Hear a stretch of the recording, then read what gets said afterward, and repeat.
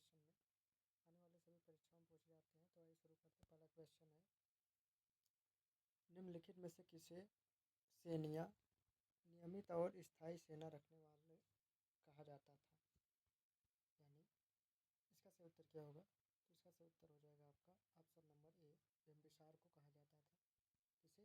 बिम्बिसार को कहा जाता था। हर्यक वंश के किस शासक को कोणिक कहा जाता था? तो इसका सही उत्तर क्या होगा? हर्यक वंश के किस शासक को कोणिक कहा जाता था? तो इसका सही उत्तर क्या होगा? इसका हो जाएगा ऑप्शन नंबर बी, अजातशत्रु को कहा जाता था। अजातशत्रु को। निम्नलिखित में से मगध का कौन सा राजा सिकंदर महान का समकालीन था? निम्नलिखित में से कौन सा राजा मगध का जो सिकंदर महान का समकालीन था? इसका सही उत्तर क्या होगा? तो इसका सही उत्तर हो जाएगा ऑप्शन नंबर सी, घनानंद था।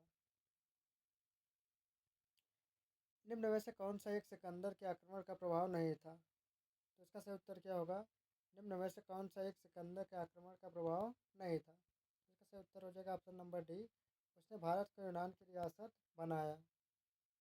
उसने भारत को यूनान की रियासत बनाया। किस शासक ने गंगा एवं सोन नदियों के संगम पर पाटलिपुत्र नगर की स्थापना की? किस शासक ने गंगा एवं सोन नदियों के संगम पर पाटलिपुत्र नामक नगर की स्थापना की? तो इसका सही उत्तर क्या होगा? तो इसका हो जाएगा ऑप्शन नंबर ए, उदयन था। कौन? Option number A, Udayan. प्रथम मगध साम्राज्य का उत्कर्ष किस सदी में हुआ था? तो प्रथम मगध साम्राज्य का उत्कर्ष किस सदी में हुआ था? तो इसका सही उत्तर क्या होगा? इसका हो जाएगा ऑप्शन नंबर बी, छठी सदी में हुई थी। छठी सदी ईसा पूर्व में हुआ था। निम्नलिखित में से किस राज्य में गणतंत्रात्मक शासन व्यवस्था नहीं थी? तो गणतंत्रात्मक व्यवस्था किसमें नहीं थी? तो इसका सही उत्तर हो जाएगा ऑप्शन नंबर सी, मगध में गणतंत्रात्मक व्यवस्था शासन व्यवस्था नहीं थी। निम्नलिखित में से किसे उग्रसेन भयानक सेना का स्वामी कहा जाता है? भयानक सेना का स्वामी किसे कहा जाता है था? तो इसका सही उत्तर क्या होगा? तो इसका हो जाएगा ऑप्शन नंबर डी, महापद नंद था। महापद नंद तीर्थ। किस मृदभान पॉटरी भारत में द्वितीय नगरीकरण शहरीकरण के प्रारंभ का प्रतीक माना गया है? इसका सही उत्तर क्या होगा? इसका सही उत्तर हो जाएगा ऑप्शन नंबर ए, उत्तरी काले पॉलीकृत बर्तन NBPW है। पाल ग्रंथों में गांव के मुखिया को क्या कहा जाता था? पाल ग्रंथों में गांव के मुखिया को क्या जाता था? तो इसका सही उत्तर होगा ऑप्शन नंबर बी, भोजक या ग्राम भोजक कहा जाता था। निम्नलिखित में से कौन सिकंदर के साथ भारत आने वाला इतिहासकार नहीं था? तो सिकंदर के साथ कौन नहीं आया था? तो सिकंदर के साथ आने वाला नहीं था, हेरोडोटस नहीं था। और ये सब जितने भी थे, ये सब सिकंदर महान के साथ भारत आए थे। नासिक्रियटिस, नियाकर्स और एरिस्टोबुलस भी आया था। नंद वंश का संस्थापक कौन था? तो नंद वंश का संस्थापक ऑप्शन नंबर डी, महापद नंद था। ग्रीक यूनानी लेखकों द्वारा किसे अग्नमेज यानी जेंडरमेज कहा गया? इसका सही उत्तर क्या होगा? यानी अग्नमीज जेंडरमेज किसे कहा गया? इसका सही उत्तर हो जाएगा ऑप्शन नंबर ए, घनानंद को कहा जाता था। किसे? घनानंद को। प्राचीन भारत में पहला विदेशी आक्रमण किनके द्वारा किया गया?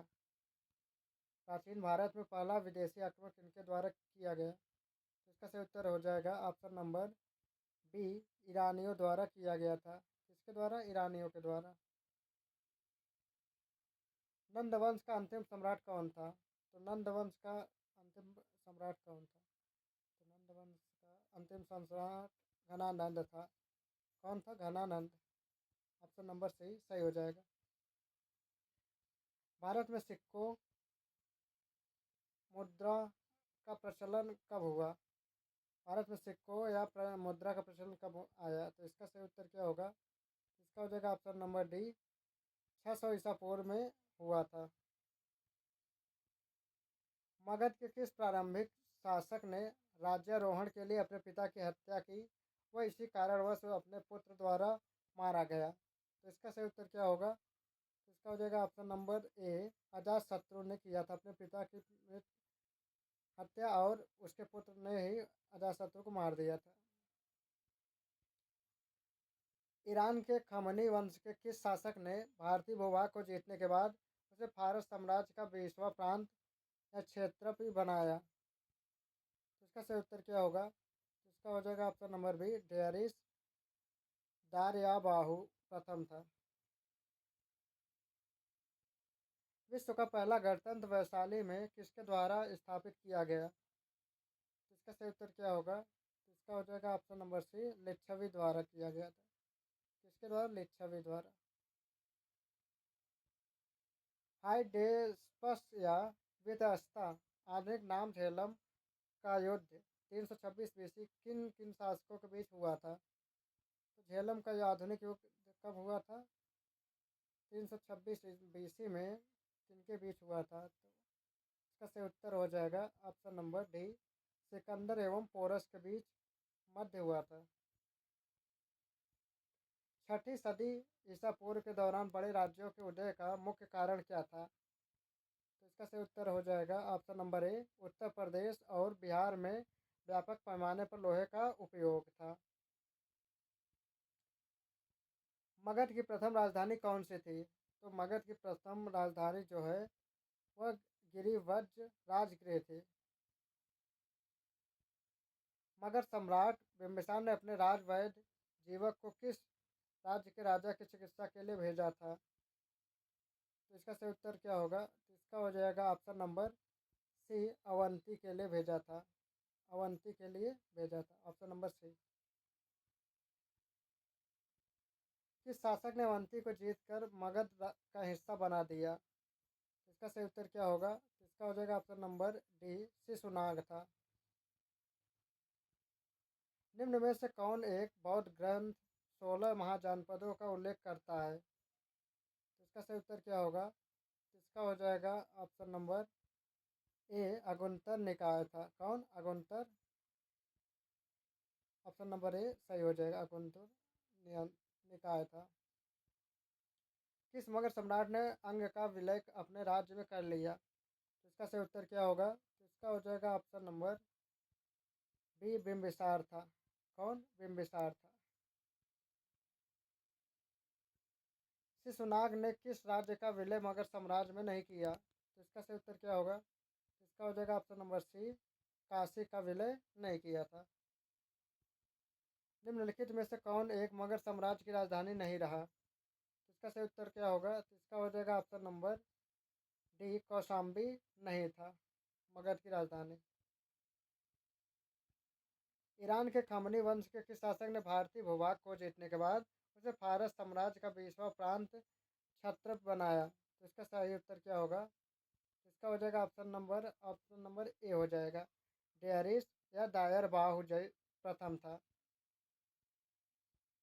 काशी और लिच्छवी का विलय मगध साम्राज्य में किसने किया? तो इसका सही उत्तर क्या होगा? तो इसका हो जाएगा ऑप्शन नंबर बी, अजातशत्रु ने लिच्छवी और काशी का विलय मगध साम्राज्य में किया था।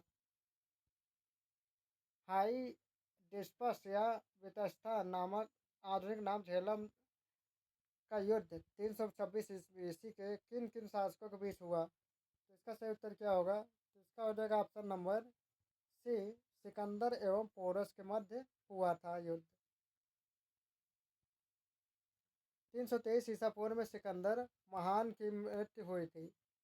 कहाँ? तो इसका सही उत्तर क्या होगा? तो इसका हो जाएगा ऑप्शन नंबर डी, बेबीलोन में हुआ था। कहाँ? बेबीलोन में हुआ था। किस शासक द्वारा सर्वप्रथम पाटलिपुत्र का राजधानी के रूप में चयन किया?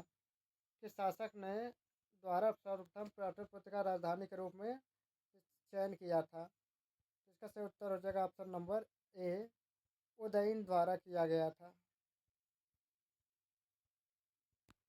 सिकंदर के आक्रमण के समय उत्तर भारत पर निम्नलिखित राजवंशों में से किस एक शासन का था? तो सिकंदर आक्रमण के समय उत्तर भारत पर निम्नलिखित राजवंशों में से किसी एक का शासन था। तो इसका सही उत्तर क्या होगा? इसका हो जाएगा ऑप्शन नंबर बी, नंद वंश का शासक था। 16 महाजनपदों की सूची उपलब्ध है। तो इसका सही उत्तर क्या होगा? तो इसका हो जाएगा ऑप्शन नंबर सी, अगुंतर निकाय में उपस्थित है। निम्नलिखित में से कौन एक ईसा पूर्व 6वीं सदी में प्रारंभ भारत का सर्वाधिक गई थी शक्तिशाली नगर राज्य था? तो इसका सही उत्तर क्या होगा? इसका हो जाएगा ऑप्शन नंबर डी, मगध साम्राज्य था। मगध साम्राज्य। अभिलेखी साक्ष्य से प्रकट होता है अभिलेखित साक्ष्य से प्रकट होता है कि नंद राजा के आदेश से एक नहर खोदी गई थी। तो इसका सही उत्तर क्या होगा? इसका हो जाएगा ऑप्शन नंबर ए, कलिंग में। पहला ईरानी शासक जिसने भारत के कुछ भागों को अपने अधीन किया था। तो इसका सही उत्तर क्या होगा? इसका हो जाएगा ऑप्शन नंबर बी, डेरियस था। डेरियस था। उज्जैन का प्राचीन नाम था। तो उज्जैन का प्राचीन नाम क्या था? तो इसका होता ऑप्शन नंबर सी, अवंतिका था। महाजनपद काल में श्रेणियों के संचालक को कहा जाता था। तो इसका सही उत्तर क्या होगा? तो इसका हो जाएगा ऑप्शन नंबर डी, श्रेष्ठिन। गृहपति का अर्थ है। तो गृहपति का अर्थ क्या होता है? तो इसका सही उत्तर हो जाएगा ऑप्शन नंबर ए, धनी किसान होता है।